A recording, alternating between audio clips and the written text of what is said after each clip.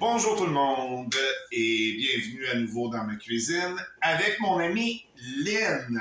Bonjour. Si vous avez déjà regardé mes autres vidéos, vous avez regardé surtout celle de la tarte au citron. Lynn était avec moi pour celle-là. C'est une de ses recettes préférées d'ailleurs. Et là, elle va m'assister pour 3 recettes aujourd'hui.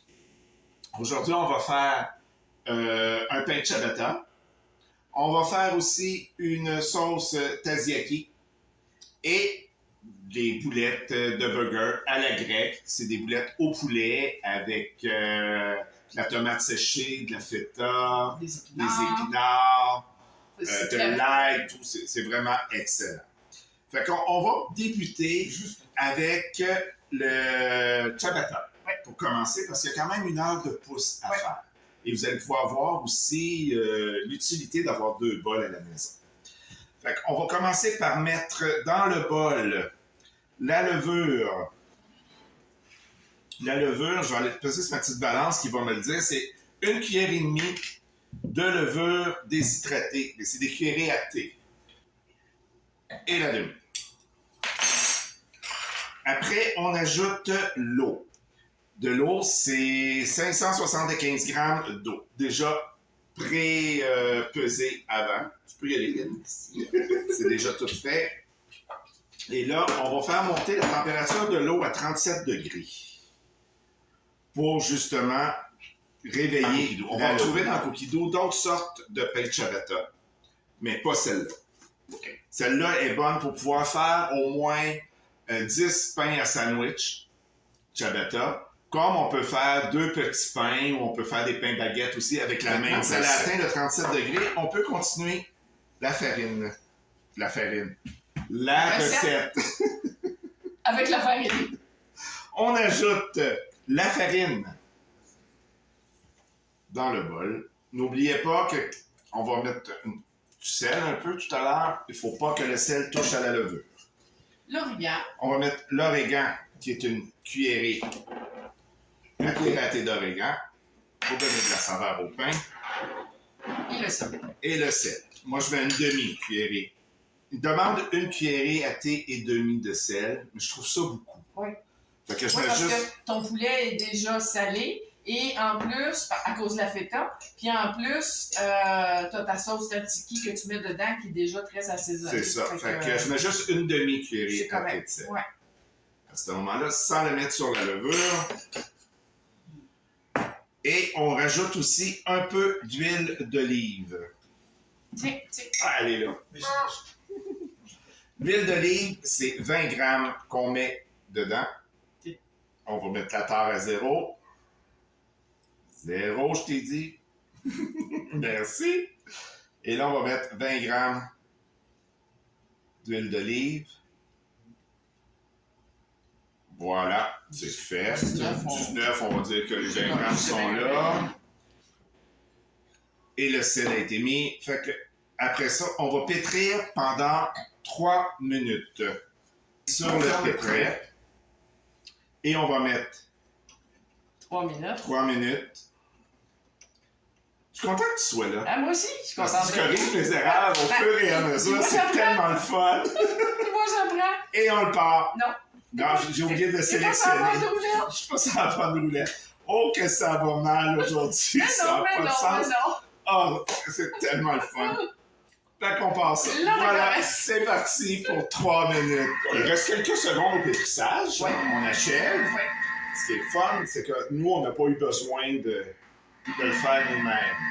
C'est sûr que la pâte, elle va vous sembler liquide un peu, elle va vous sembler collante, et c'est normal pour un pain de ciabatta. Après le temps de pouce, ça va tout se rectifier. Ouais, mais ça, on va le laisser pousser pendant 1 heure. Voilà, là, le pétrissage est terminé. Ce qu'il nous reste à faire maintenant, c'est... La pâte est très humide et collante, c'est normal. La laisser pousser dans le bol 1 heure avec le couvercle fermé. Et le gobelet doseur en place. Comme vous pouvez voir, la pâte, elle est vraiment liquide. On va la laisser comme ça. On va la transférer sur l'autre Thermomix à l'arrière. On va prendre le deuxième bol. Je vais mettre une limitée sur l'eau. le côté Patrick, non, de toute façon, il n'est pas plugué, fait que tu peux pas l'ouvrir. Ok. Fait qu'on va mettre la vaniterie ici. Le côté Patrick. Patrick. Pratique. Le côté pratique d'avoir 2 bols, c'est que je suis pas obligé d'attendre après mon autre bol pour passer à une autre recette. Fait que là, on va mettre Là, on va faire la sauce. cette bol-là et là, on va faire la sauce. Et on va asiatique. commencer à cuisiner parce que naturellement, j'ai déjà préparé tous les ingrédients pour aller dans la sauce taiyaki Tu me dis ce que tu as besoin et je te passe. et qui sont là. OK, on va commencer par mettre dans le bol les oignons verts coupés en tronçons, le persil, les gousses d'ail et on va hacher 5 secondes à la vitesse 5. Moi, c'est déjà tout préparé, tout mélangé ensemble. Vu que ça allait tout dans le bol ensemble, on le met dedans.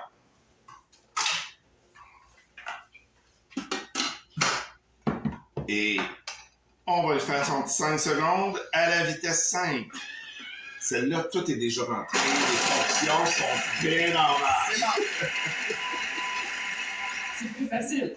Ouais, mais il faut dire que le ciabatta, j'ai rentré la recette cet après-midi. Ah, dans c'est la pardonné. création. C'est pardonné. Et voilà, tout est très bien haché à l'intérieur. On va prendre la spatule pour tout redescendre dans le bas. Voilà. Et on ne tape jamais sur le bord du bol quand c'est sur le sol. Mais en dehors de ça, il n'y a aucun problème. Ensuite, on va mettre dans le bol. On change de page, ça va aller mieux, hein? Parce qu'on était sur le même. Les concombres coupés en morceaux et le cœur du concombre enlevé. Bien important de l'enlever, sinon vous allez avoir des graines. Mais vous laissez la pleure. Oui, pour que ça ait une belle couleur. C'est en plein ça, et en même temps, en laissant la pleure, il y a plus de vitamines, il y a plus de choses aussi qui va avec ça. Et là, on va rajouter le 250 grammes de yogourt. Du yogourt grec.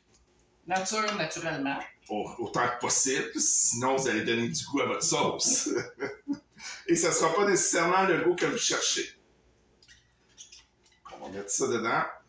Qui était déjà tout pesé. Oh, Tu avais déjà tout prépesé d'avance. Tout est prépesé. Voilà. Ensuite, on va ajouter la moutarde de Dijon et l'aneth. La moutarde de Dijon, c'est 1 cuillerée à soupe de moutarde de Dijon.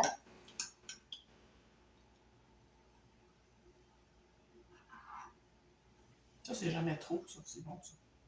Oui, ça, mais ça donne d'un goût, là, très, très, très agréable. Et ensuite, on va mettre l'aneth, qui est une cuillerée à soupe d'aneth. Mais là, une cuillère à soupe, je m'en suis servi de ma moutarde de Dijon avant de prendre mon aneth. Fait que je vais mettre 3 cuillerées à thé d'aneth dans mon bol, ce qui va équivaloir à une cuillère à soupe. Voilà. Et on met aussi un petit 5 grammes d'huile d'olive.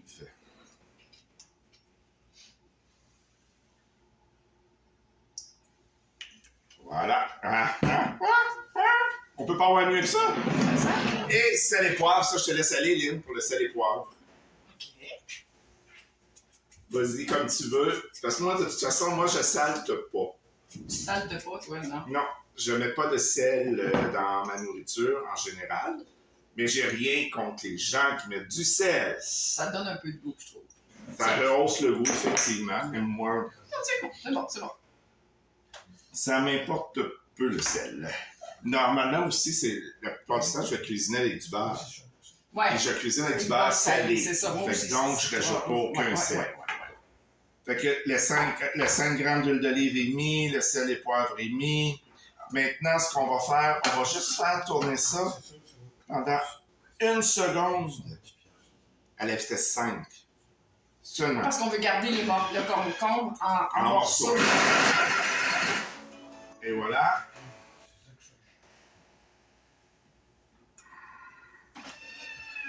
La sauce taiyaki, elle est terminé. Je vais juste redescendre le tout au bas. Ça sent bon.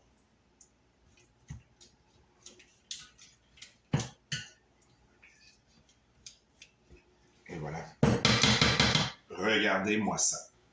Une belle sauce Tzatziki qu'on va transférer. Dans le bol des concombres? Non, Non? non. OK.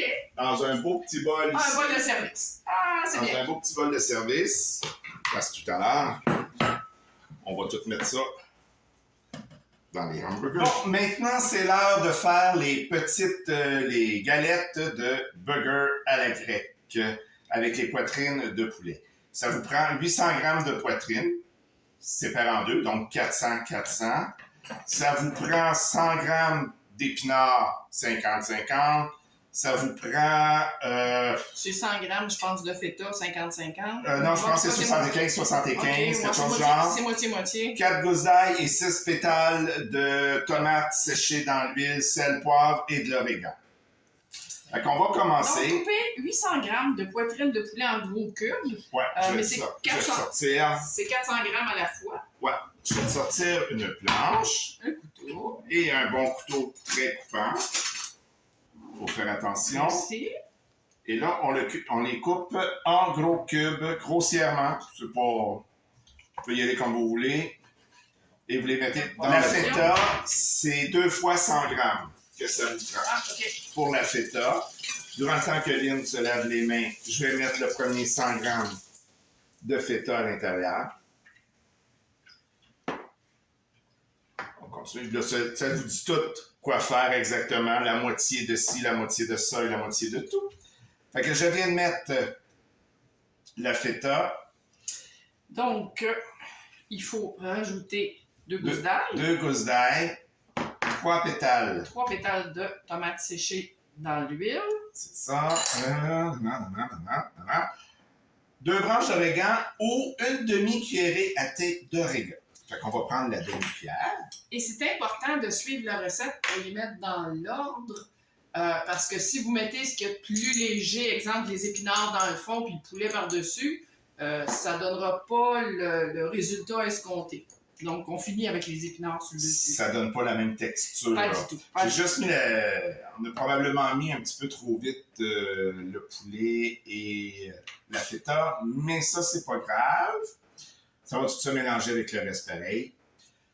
Et à la fin du poulet, on met... J'aime ça quand il nous joue des tours de même.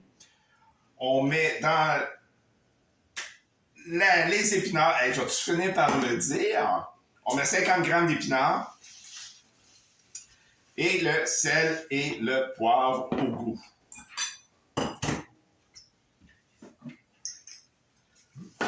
Et on enlève le gobelet doseur de son poulet parce qu'on n'aura pas besoin du gobelet doseur puisqu'il faut mettre de la spatule à l'intérieur.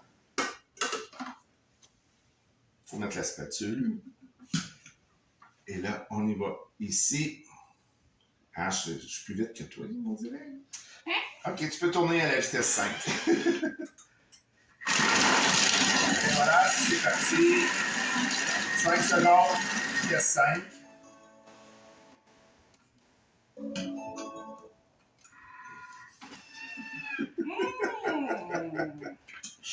Voilà, en s'aidant de la spatule.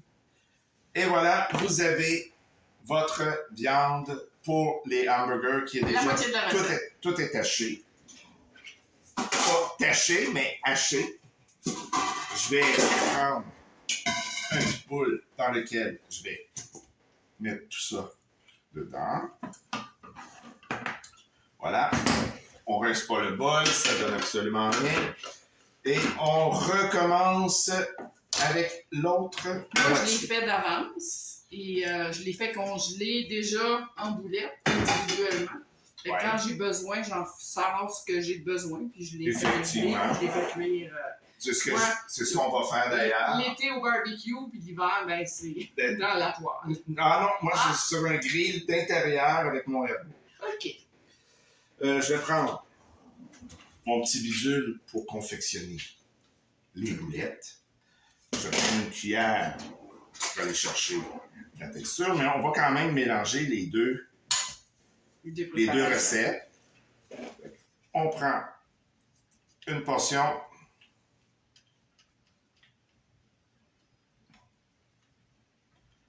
T'as-tu un assiette? Oui. Faut pas trop peser non plus pour confectionner les galettes pour pas briser la fibre de la viande. Elle a déjà été assez brisée en se faisant hacher. Tiens avec la recette entre 10 à 12 galettes. Puis, petit truc comme ça, je me suis acheté du papier parchemin coupé déjà en rond que je mets. Donc, je les fais congeler sur le papier parchemin sur une tôle, individuellement. Fait que quand je les retire du congélateur, ils sont gelés. Je les mets dans un sac sous vide, puis je peux en mettre plusieurs. Puis à ce moment-là, je suis sûre qu'ils colleront pas ensemble. Moi, je les enveloppe dans un papier ciré. Ah, c'est aussi bon. C'est là-dedans que je les mets. On a fini de façonner les galettes. Comme vous pouvez voir, j'en ai 6 dans cette planche-là et j'en ai 2 là. Mais j'en ai 4 de côté que je vais faire cuire, ça ne sera pas bien long. Fait que donc, ça m'en a donné une douzaine. Fait que, tout dépendant de la quantité de viande que vous utilisez. Moi, j'avais mis quand même un petit peu plus que les 800 grammes de protéines de poulet qu'ils demandaient. J'arrivais peut-être à 20 grammes, 30 grammes de plus. Ouais. Mais ça m'a donné 2 galettes de plus à ce moment-là. Là, la levée vient de se terminer. Ça fait 1 heure. Pour les pains de ciabatta. Pour la ciabatta. On va prendre ça. On le rouvre même pas. On va repartir le Thermomix. Ça va aider. On le rouvre pas. On remet sur le Thermomix. Et là, on va repétrir à nouveau pendant 30 secondes. Si ma mémoire, elle est bonne, je vais quand même aller vérifier dans la recette parce qu'aujourd'hui, ça a été... va comme je te pousse ça. Rock'n'roll. C'était un petit peu rock'n'roll, mais c'était vraiment plaisant. C'était oui. fun. Agréable. Mais avec toi, c'est toujours le fun de faire une vidéo. Toujours. Je pense que je les ferais toutes. Oh, t'es fait. C'est tellement le fun. C'est tellement plaisant, là. C'est plaisant. C'est plaisant. Plaisant. On va retourner dans mes recettes, dans mes créations. C'est pas connecté. Il n'est pas connecté encore à Cookidoo. Là, il l'est. Fait qu'on va faire un petit tour en arrière. Mes créations. Alors, en attendant, il a fait ça comme ça parce qu'il va les faire congeler. Et quand elles vont être congelées, il va pouvoir de façon individuelle, il va pouvoir les mettre dans un sac et les séparer de papier ciré. Comme ça, on sort ce qu'on a besoin. J'ai besoin de 2 galettes. Je peux prendre juste 2 galettes. C'est en plein. Il n'y a aucun problème à ce moment-là. On va retourner chercher la recette de pain de ciabatta. Vous pétrir 30 secondes, puis verser la pâte liquide sur la plaque recouverte du parchemin. Étaler la pâte pour être sûr qu'elle est uniforme. Faut étaler. Je t'ai coupé ça, hein? Fait qu'on va aller faire le petit 30 secondes. Et là, c'est vraiment 30 secondes et non pas 3 minutes. C'est ça. Mais là, je vais aller chercher mon mode pétrissage. Parce que c'est pétrissage aussi. Okay. On va chercher le mode en haut. Pétrin, 30 secondes. Et voilà, c'est parti. Ça va dégonfler la pâte aussi en même temps. 3 secondes. Voilà. Regarde, tu peux finir ta lecture. Étaler la pâte pour couvrir la plaque, égaliser la surface pour un pain régulier. Voilà. Je vais sortir ça. Et là, on verse la pâte sur la plaque. Voilà. Vous pouvez voir, elle est quand même assez liquide. Voilà, une petite dernière shot. Et voilà, c'est terminé. On va le remettre sur le socle. Et là, on étend la pâte dans la forme qu'on veut lui donner. Moi, je veux un pain quand même rectangulaire pour pouvoir découper une dizaine de pains sandwich dedans. Et là, j'ai pas parti mon four. Oh. Mais c'est pas grave, parce qu'on part le four à la fin de l'avoir étendu. Parce que durant le temps que le four va chauffer, il y a une levée qui se fait. C'est bon. Et t'aspires à quelle épaisseur de... Comme là, à peu près 1 pouce. Là. Ouais, OK. Pas bien plus. De toute façon, ça ne tiendra pas plus. Parce qu'elle est tellement liquide. Oui. que même si on la met plus épaisse qu'on veut, ça ne tiendra pas à ce moment-là, à moins de la faire sans gluten. Sans gluten, on peut les faire plus épais. J'ai la recette pour le sans gluten pour le faire. Fait que s'il y en a qui veulent avoir la recette de ciabatta sans gluten, ça va me faire plaisir de le partager la recette. C'est sensiblement la même chose, c'est juste que c'est les farines et les quantités qui changent. Puis tu me disais que tu avais trouvé de la levure sans gluten aussi. Oui, avec la levure sans gluten, farine de sarrasin, farine de riz et poudre à pâte. Non. Non, pas poudre à pâte, fécule de maïs, excusez-moi. Je suis pas dans le dessert, là, je suis dans le pain. Ah, je te dis.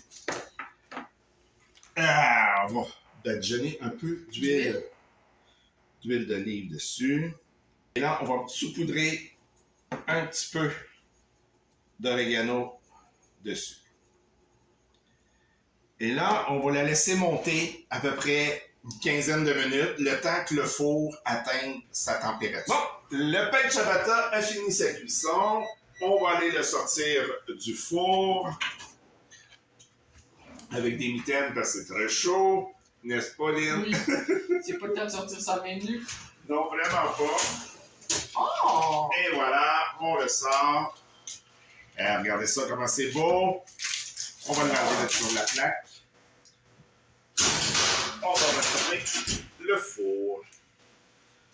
Et là, ce qu'on fait maintenant avec le pain de ciabatta, c'est qu'on va le couper en portions quand même le plus égales possible. Et pour faire le burger, on le sépare en deux. On met la galette de poulet à l'intérieur avec de la sauce tzatziki et tomates et concombre. Et c'est tout. Servez avec des frites? Servez avec des frites et on mange ça. Fait que pour l'instant, je vous souhaite une bonne dégustation, un bon appétit. C'est nous qui va déguster. Et toi, je te souhaite un bon appétit. On va déguster tous ensemble et je vous promets qu'à la fin, il y a une photo des burgers déjà tout merci de l'invitation, ce fut très agréable. Ça m'a fait plaisir. Tu m'as sauvé quelques fois du désastre. Fait que soyons fous. Ah oui? On va en refaire d'autres ensemble. Avec plaisir. Et si jamais vous êtes intéressé à faire une vidéo avec nous, avec moi et Lynn, ensemble, vous voulez faire une vidéo, vous me le dites, on vous invite, ou moi, je me déplace et on va aller faire une vidéo à la maison pour une prochaine recette. Merci. Au revoir. À la prochaine. À la prochaine. Bye. Des beaux. Des beaux.